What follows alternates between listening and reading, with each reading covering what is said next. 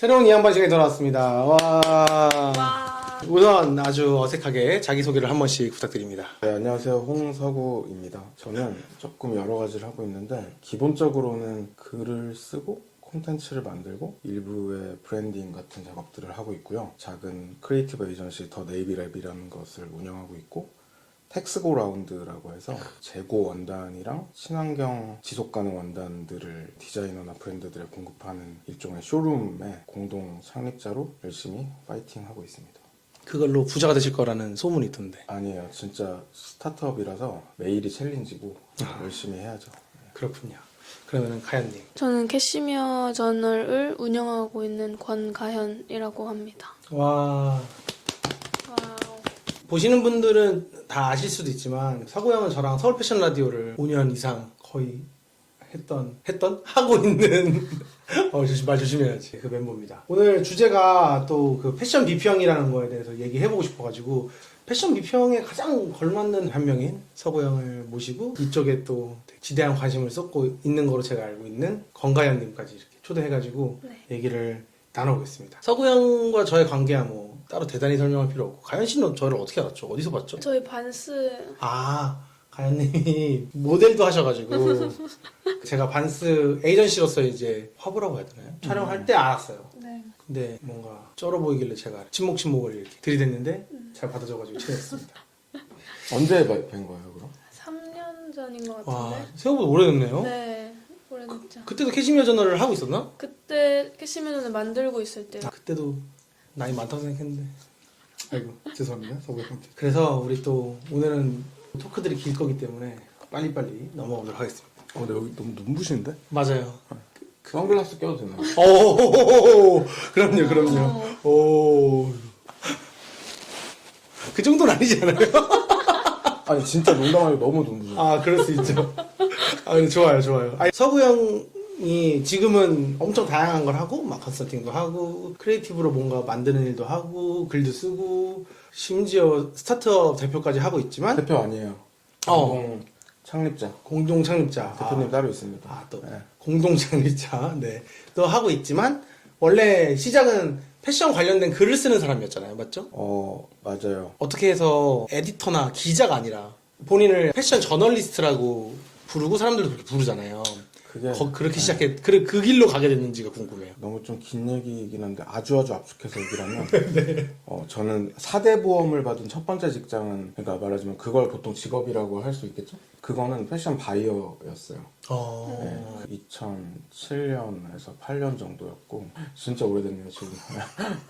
늙은이 같네. 근데 아무튼 네. 그때 한 20대 중반이었고 데일리 프로젝트라는 지금 없어진 편집 매장에서 그렇다고 바이어 커리어가 있던 것도 아니었는데 그쪽에서 어떻게 저에게 연락이 와서 뭔가 갑자기 바이어를 하게 됐어요. 그 전에 블로거였고. 블로거는 사실 직업이라고 할 수는 없을 것 같아요. 그러니까 그래도 뭐가 있으니까 연락을 했을 거 아니에요. 그 대학생 할 때라고 해야겠죠. 뭔가 있으니까 연락을 한 건 맞아요. 근데 그러니까 지금은 너무 거대한 기업이 된 예를 들어 뭐 무신사가 처음에 막 커뮤니티로 시작했을 때 그때 그런 친구들이 옆에 있었고 사실 있었다기보단 그때는 그런 것들을 찾는 게 어려웠고 찾기 어려웠기 때문에 역설적으로 찾기 쉬웠거든요. 네. 한국에 몇 명 없었으니까. 네, 그래서 저는 그 스트리트 패션 사진에 관심이 많았어요. 맨 처음에는 폴로, 랄프 로렌, 뭐 닥터 마틴, 리바이스, 나이키, 아디다스 이런 것들이 거의 뭐 주류를 고등학교 때 이루고 있을 때 어느 날 고3 때 그런 게 좀 나를 포함해서 모두가 다 되게 똑같이 입고 있다는 게 부끄러운 마음 같은 것들이 들었었고 근데 아무것도 모르고 뭐 그때는 인터넷도 지금 같지 않고 그랬기 때문에 막 일본 잡지 같은 것들이 막 동대문 뒤쪽 어디에서 이제 판매하고 그런 것들을 보기 시작하고 구제라고 한 것들을 막 찾아다니고 그러면서 좀 관심이 생겼고 20대 초반에 대학을 다니면서 수능 끝나고 첫 번째 아르바이트가 저는 거리 패션 사진을 찍는 거였거든요. 말도 안 되는 막 코닥 200만 화소짜리 카메라로 그게 좀 재미있었어요. 학교가 사실 저한테 큰 의미가 없었고 출근 퇴근하듯이 딱 칼퇴 같은 느낌으로 바로 학교 나와서 막 홍대 동대문 이런 데 다니면서 그냥 제 친구들 사진 찍고 막 이렇게 하다가 무신사가 원래 지금은 없어진 프리첼이라는 진짜 고전적인 커뮤니티 요새로 치면 네이버 카페 같은 거였죠. 그러니까 웹사이트를 만들기로 한 거예요. 스트릿 스냅을 찍고 있었는데 또 마침 제가 찍던 그 웹사이트는 경영난 같은 걸로 없어졌어요. 뭐였어요? 이름 말하기 조금 부끄러운데 내 건 아니니까 어, 애플 코디였습니다. 애플 코디. 네. 어. 그리고 아무튼 나머지 하나가 그때 힙하퍼라는 웹사이트가 있었는데 근데 이런 옛날 얘기 나 안 해. 너무 옛날 같아가지고 근데 아무튼 이게 옛날이야. 네, 그래서 그런 거 막 하다가 무신사가 웹을 만들면서 컨텐츠로 막 쓰려고 하던 찰나에 내가 마침 찍고 있었는데 내가 찍던 알바의 자리가 없어져서 연락을 했죠. 자연스럽게 이직했구나. 네, 그때 지금도 무신사를 막 지휘하는 그 조만호 이제 의장님이죠, 해야 될까? 지금. 네. 연락을 해서 막 샘플 사진을 보내달라고 막 그랬어요. 그랬는데 제 사진이 별로라고 그러더라고요. 오, 씨, 강단스. 그런데 대신 같이 촬영을 하러 돌아다니자. 그래서 막 코엑스 이런 데 와가지고 촬영을 막 하고 그랬던 게 처음이었고 그 정도였어요. 처음에 사실 뭐 얼마나 하겠어요. 대학생이 학교도 가야 되고. 근데 그러다가 커뮤니티로 출발을 했기 때문에 사람들이 자기가 좋아하는 옷을 올리고 사고 싶은 거 올리고 이런 게 뭐 스니커 이게 뭐 예쁘나요? 막 이런 것들이었거든요. 말하자면 그쵸. 자기 룩을 올리고 그러다 보니까 그 당시에 이미지 위주의 그 당시에도 그런 웹 커뮤니티에서 글 같은 것들을 쓰는 아주 극소수의 누군가가 있었단 말이죠. 그때 조만호님이 글을 한번 써보면 어떠냐고 권유를 했어요. 그게 저한테는 직업적인 건 아닌데 좀 해볼만 하다라고 느낌이 왔던 첫 번째였던 것 같아요. 어떤 현상이 있잖아요. 그러니까 그런 현상들을 보고 나는 이런 생각을 가지고 있는데 라고 얘기를 하면 제가 그 과거 시절에 책이나 웹에서 기고를 해본 적은 없었지만 그 2000년대 초반 정도만 해도 제가 예를 들어 극초기 무신사 커뮤니티에 채널이라는 일종의 칼럼들을 모은 그 몇 명이 있었어요. 그게 뭐 지금 생각하면 어처구니 없는데 아직도 무신사 페이지에 소스로 남아있긴 하더라고요. 오. 근데 왜냐면 칼럼이라고 썼는데 막 이모티콘 같은 거 들어가 있고 역시 그러니까 칼럼이 이모티콘 배우질 않아서 근데 아주 유행을 너무 요즘이랑 너무 지금 맞네요. 아다리가. 귀연이니까 그런 느낌으로 근데 아무튼 되게 재밌었던 점은 요즘도 가끔 사람들이 막 무슨 리트로 이런 얘기할 때 그 당시 유명했던 막 사람들 얘기를 하잖아요. 브리트니 스피어스 뭐 이런 거. 뭐 희락 씨 약간 이런 분도 그때도 되게 손이락. 멋있었던 분이었거든요. 그쵸 뭐 그쵸. 저기 광민서, 손이락, 진짜 뭐 몇몇 전지수 뭐 이런 맞아요. 사람들 네. 아무튼 그런 것들이 되게 줄을 이루고 있긴 했는데 그래도 사람들이 뭐 사진만 맨날 볼 수는 없으니까 그쵸. 라고 생각해요. 제 생각에는 인터넷이 막 보급되고 네이버가 막 나오고 이런 초창기다 보니까 커뮤니티 그 일종의 작은 채널에 글을 써가지고 올리면 정말 리얼타임으로 무슨 네이버 뉴스처럼 댓글이 막 달려요. 그것들이 달렸어요. 그게 좀 개인적으로 되게 재밌었던 것 같아요. 사람들의 피드백 같은 것들을 바로 볼 수 있는 글이라는 거. 그러면서 저는 학교를 다니고 이제 그런 일종의 반 취미 활동 같은 거에서 돈을 안 받았거든요. 왜냐면 너무 우리 다 초기고 뭐 돈 받으려고 한 것도 아니고 사실.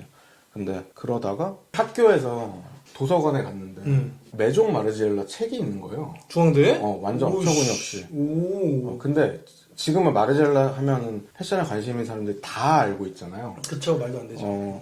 그때는 예를 들어 제가 복수 전공한 의류학과에서 꼼데가르송을 발표하면 강사 선생님이 모르던 시절이었어요. 그런 시절 있었지.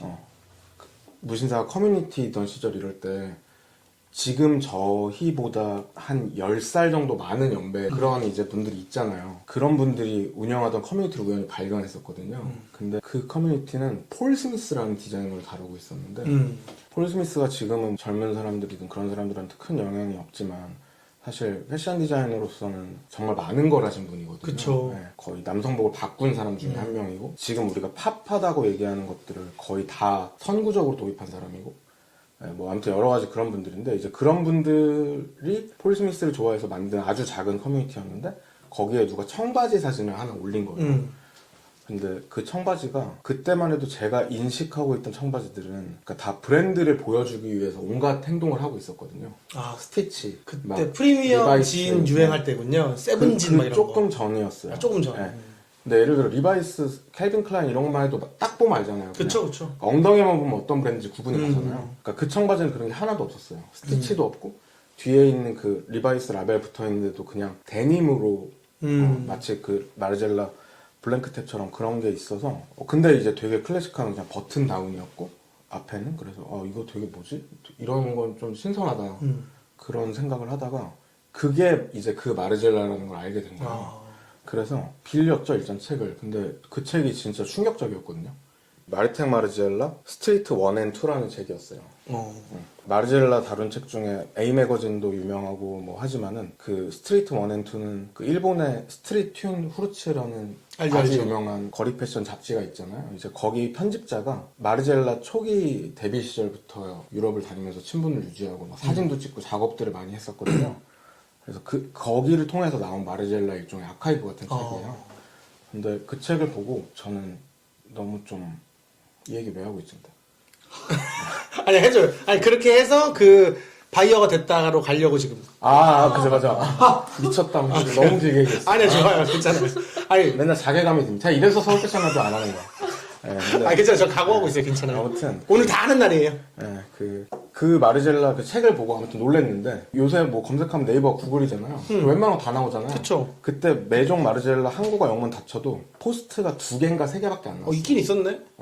있긴 있었어. 유럽에 그 갔다 온 2개, 데가. 3개 올린 게 이제 예를 들어 지금 안 나오는데 매종 마르젤라에서 아까 마르텍 마르젤라에서 옛날에 그 여기 브이넥의 티셔츠 시리즈를 매년 낸 적이 있어요. 그게 그 에이즈 환자를 돕는 재단에 기부하는 스페셜 에디션 티셔츠거든요. 그거에 대해 설명한 글이었고 그분이 얼마 전에 보니까 석종이 채널에서 이렇게 나오시더라고요. 알고 보니까 저희 학교 선배님이긴 했어요. 그러니까 아예 완전 업계 관계자여야만 알까 말까. 왜냐면 일단은 그런 정보가 없었기 때문에. 그래서 근데 저는 그런 게 너무 궁금한 거죠 이제. 그리고 제가 패션이 재밌다고 생각했던 이유 중에 하나는 막 유행하는 막 오히려 고등학교 때는 별로 관심이 없었거든요. 친구들은 스니커니 뭐니 막 엄청 열광했지만 저는 별로 관심이 없었어요. 비싸고 그리고 너무 말도 안 되게. 그런데 제가 패션이 재밌다고 생각했던 거는 크리에이티브 디렉터라는 역할 때문이었거든요. 루이비통에 대한 제 첫 번째 기억은 80년대 할머니가 들고 온 가방이었어요. 할머니들만 드는 가방. 2000년대, 90년대 후반에 그때 저희 학교 옆에 갤러리아 명품관이 있었기 때문에 그 윈도우가 계속 바뀌잖아요. 예를 들어 나한테 저 브랜드는 할머니 브랜드인데 세상 뭔가 너무 신기한 무언가들을 하고 있는 거죠. 고등학생이 그냥 봐도.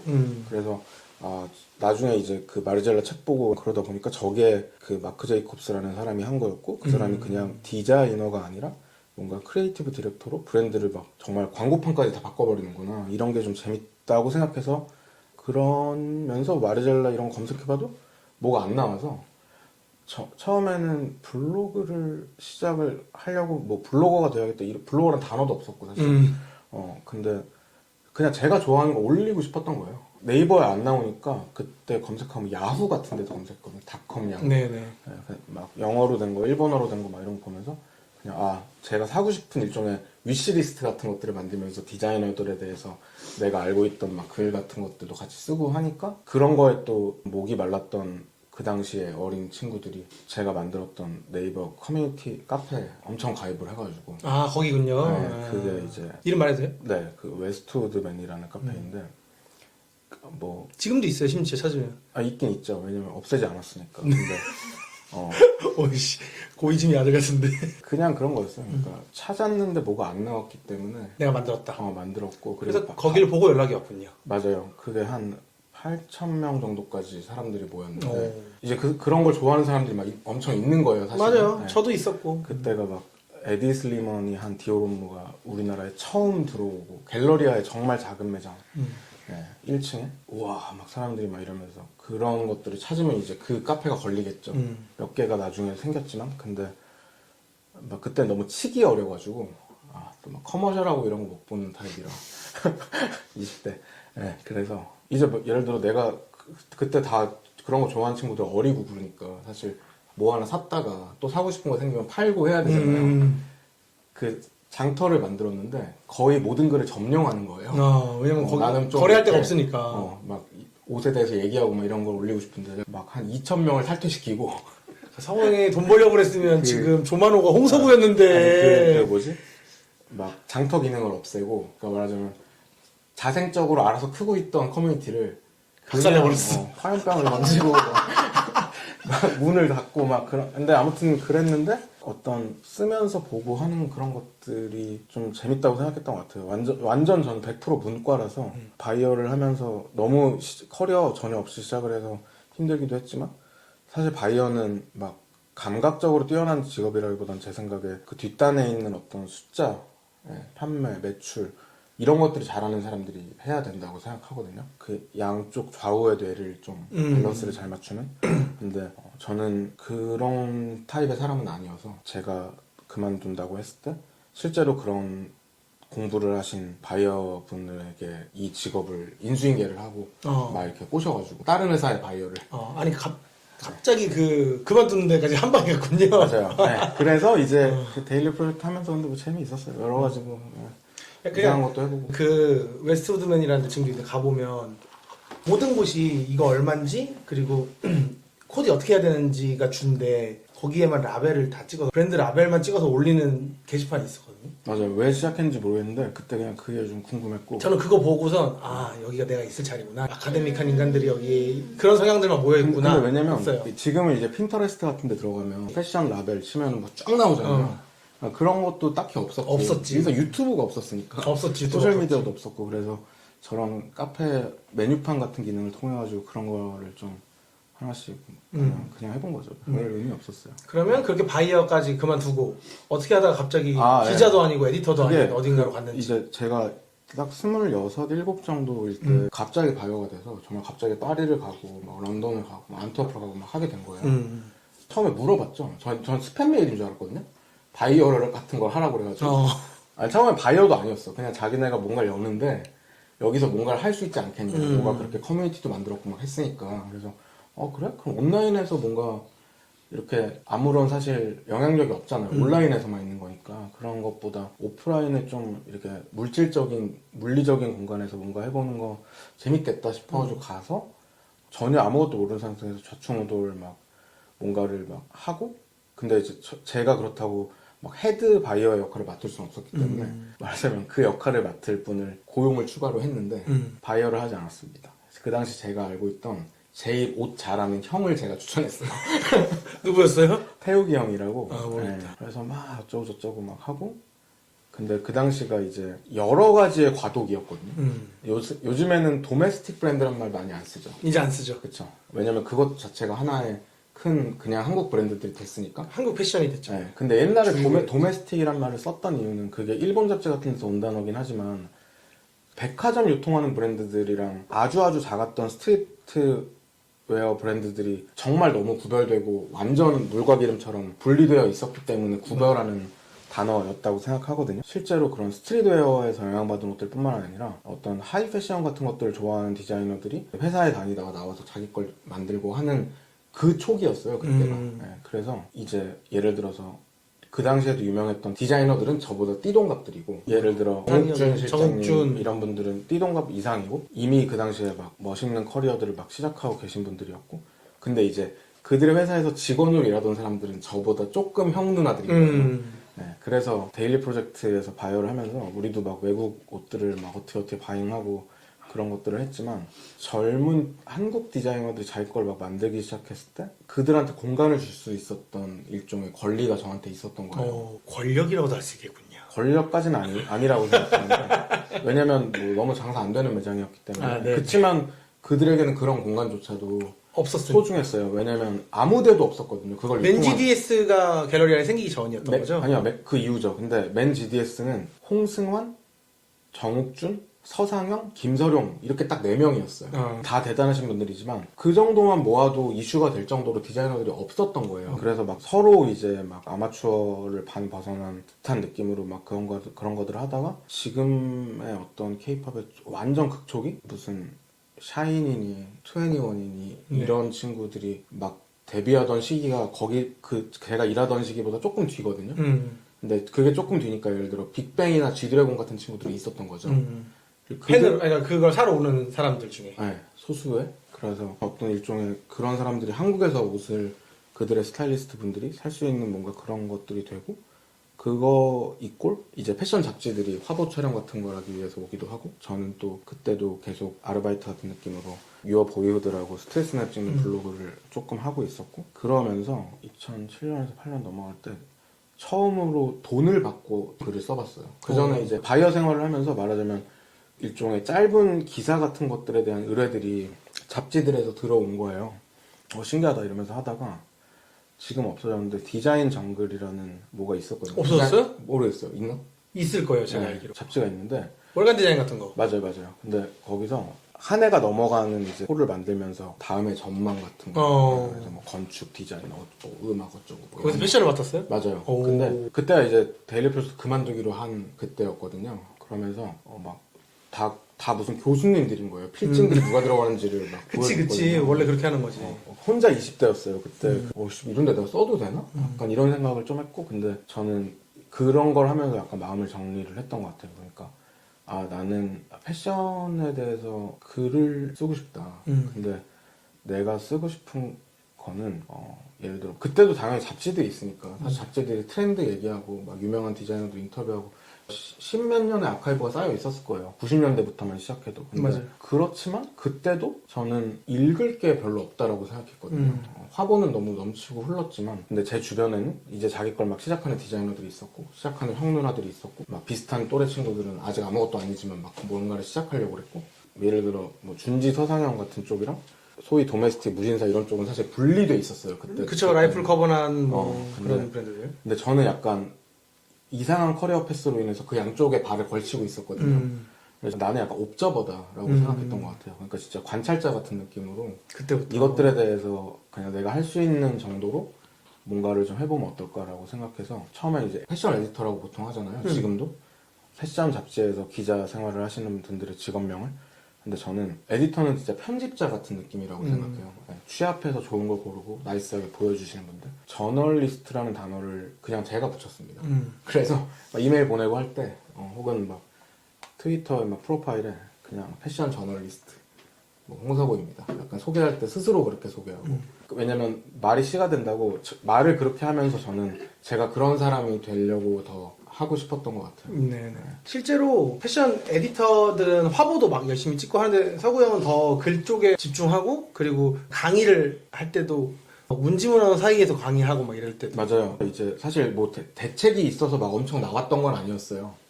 그냥 하다 보니 아니, 어쨌거나 사회인으로서 일을 시작했는데 월급 받는 직업을 그만두고 다른 직업을 택하거나 아니면 진짜 리얼 백수가 되거나 이게 제가 봐서 선택지인 것 같은데 그 당시에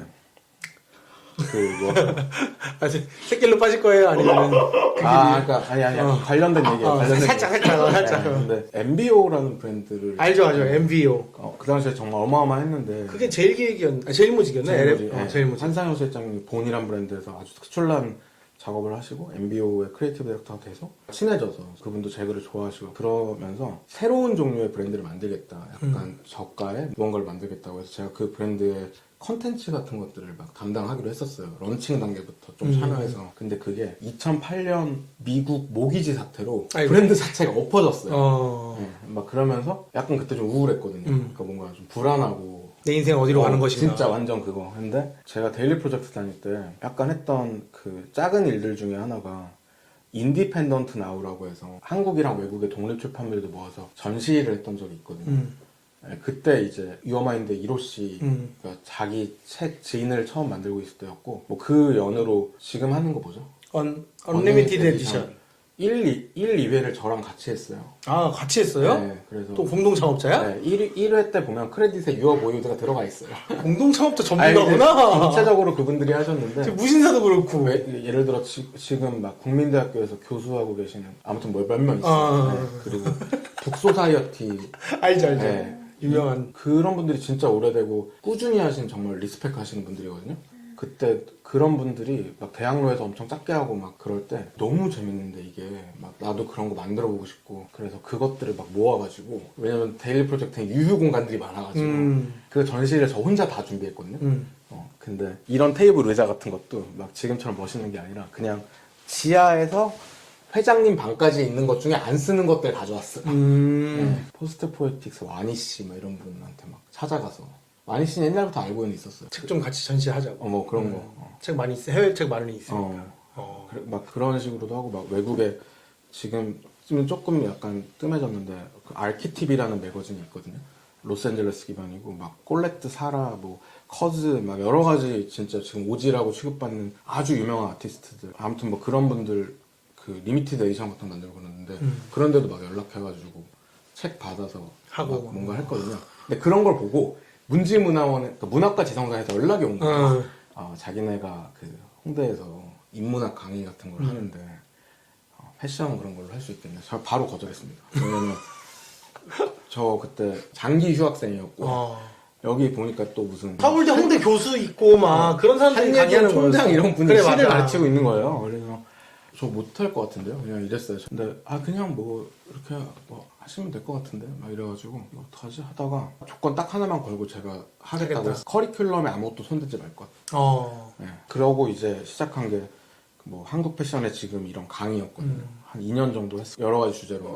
근데 그러니까 저는 뭔가 막 이렇게 뛰어들고 막 그러면서 디자이너들이나 여러 가지 초기에 작업했던 분들을 어떻게 알게 된 거죠. 말하자면 그들의 옆에서 네. 완전 밀착돼 있진 않더라도 적어도 좀 관찰할 수 있는 입장에서 그러니까 예를 들어 이런 쪽에 관심이 있어서 사람들이 궁금해하는 할 수 있는 것들은 그때 이미 네이버 지식인이 나오고 엄청나게 성공을 했지만 정말 웹에서 찾을 수 없는 것들인 거예요. 그쵸. 그때나 지금이나라고 생각하지만 그것들을 좀 연결해 주는 걸 하면 재밌겠다. 내가 약간 살짝 이런 쪽에 메리트가 있으니까 그러니까 나는 일종의 사회자 역할을 하고 수강생들을 받아서 내가 보여주고 싶은 작업을 하는 패션에 연계되어 있는 사람들을 불러서 강의를 해보자. 그래서 8주를 짰고 예를 들어 뭐 서성현 같은 디자이너들 그 뒤에 있던 젊은 세대의 남성복 같은 것들을 추구하는 디자이너들 스트릿웨어에서 있던 관계자들 패션 모델 뭐 어쩌고 이런 식으로 해가지고 강의를 열었어요. 근데 15명 정도 들어온다고 했어요. 네. 그 정도면 수강이 되고 안 되면 사라집니다. 약간 이랬고 저희 한 80명 정도 신청했어요. 그래서 60명으로 쳐냈습니다. 강의실 2개 트고. 네, 근데 그때 참여해주신 분들이 지금 생각하면 되게 감사하죠. 왜냐면 그때도 저 갔었다고 얘기하는 사람들이 많잖아요. 그쵸. 그게 60명보다 더 많다는 소문도 있던데. 아니에요. 딱 그 인원수 때문에 그 정도. 아니 안 갔는데 갔다고 그건 모르겠어요. 하는 느낌. 네, 근데 아무튼 그런 것들 하면서 많이 배웠고 되게 재미있었던 것 같아요. 그래서 뭔가를 약간 연결해주는 게 그 당시에는 제가 직업적으로 할 수 있는 어떤 역할이었다. 왜냐면 나중에 막 현지라고 지금은 그 남현지. 에센스에서 이제 일을 하고 있는데 보그에서 오랫동안 패션 에디터를 했던 현지 같은 친구가 그 강의의 수강생이었거든요. 네, 그런데 나중에 막 그 강의 가끔 한단 말이죠. 그럴 때 보면 내가 꽃을 피워냈구나. 재밌네. 그런 생각까지는 안 하고 나의 영향권 안에 있구나. 뭐 플로리스트도 아니고. 네. 아니 서구 형이 이제 주제랑 상관없는 얘기들 막 했지만 저는 그 홍서구의 저 삶에서 홍서구의 움직임에 너무 팬이어서 그걸 계속 보고 있는 팬의 입장이었어가지고 제가 이거 끊고 싶지 않았습니다.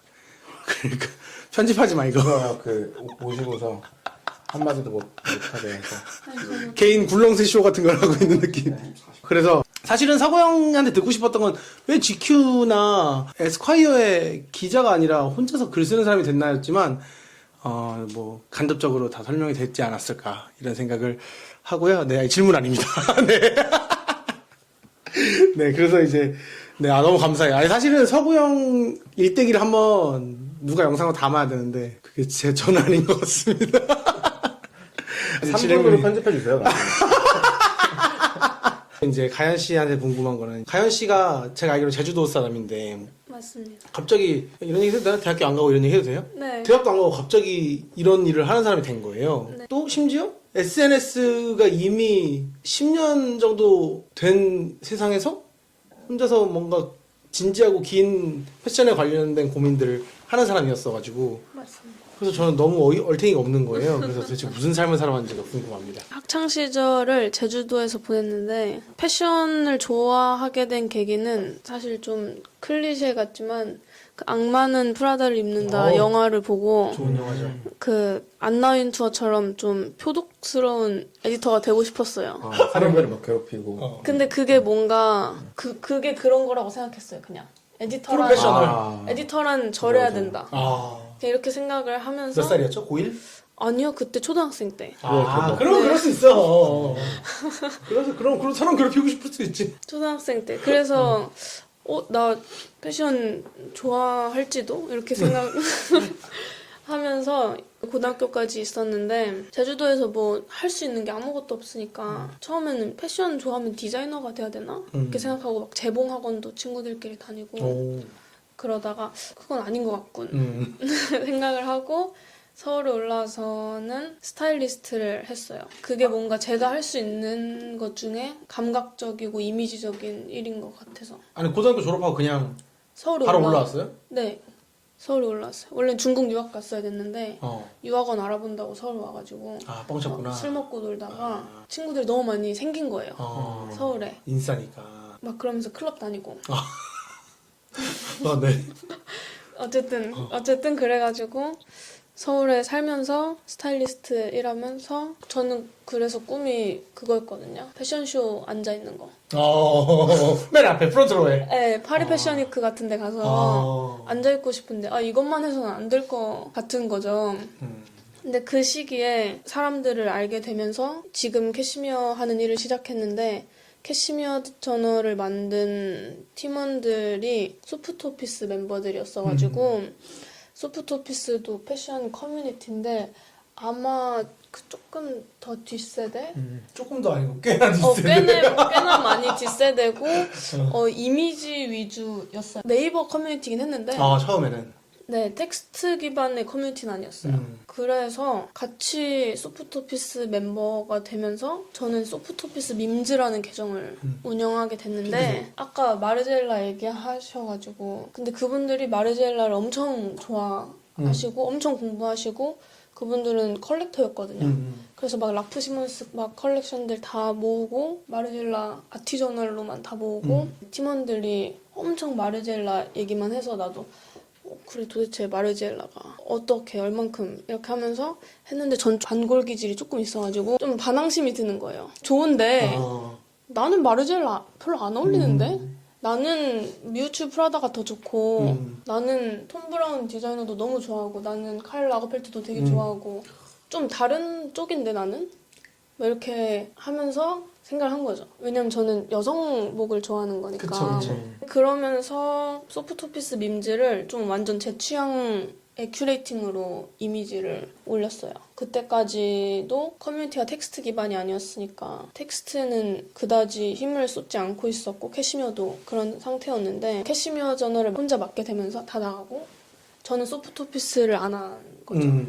그러면서 커뮤니티는 전 안 하고 그때 홀랜드를 만나면서 파리도 같이 가고 패션쇼도 같이 보면서 침투한 거죠. 패션쇼에. 제가 프론트로에 초청받은 건 아니고 침투한 거죠. 폴란드가 초청받아서 이제 같이 간 거지. 네, 그 옆에 슬쩍 앉은 거죠. 또 그러면서 파리를 혼자서 갔을 때 제가 너무 좋아하는 매거진이 퍼플 매거진인데 막 퍼플 매거진 지방시 파티까지도 침투하게 된 거예요.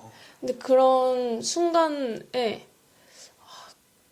근데 그 전에 뉴욕에 갔을 때 되게 좋았던 게 그 당시에 막 팀원들이 너무나 존경하던 사진작가 중에 막 볼프강 틸만스 있는데 전시 보러 갔는데 볼프강 틸만스랑 실제로 만나게 되고 안나인 투어 실제로 보게 되고 뉴욕 공항에서 퍼플 매거진 편집장 아저씨를 전 잠옷 입고 있었는데 막 만난 거예요. 그래가지고 지금 뭔가 패션이 날 부르고 있구만 이렇게 생각을 할 때가 있었어요.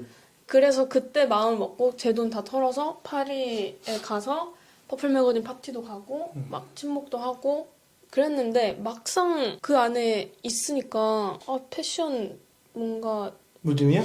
아니 너무 겉멋인데? 막 이렇게 생각이 들긴 했어요. 파티에 있으니까 파티는 또 유독 또 그렇죠. 내가 원하는 그 진득한 세상이 지금이 아닌 건가? 생각이 들면서 좀 더 텍스트 기반으로 가야겠다. 패션을 다루더라도 텍스트 기반으로 가야겠다. 이렇게 생각을 하면서 그런 쪽으로 지금 네, 하고 그런 있군요. 쪽으로 가면서 패션은 엄청 많이 막 배우려고 하고는 있지만 시대가 조금 너무 빠르지 않나?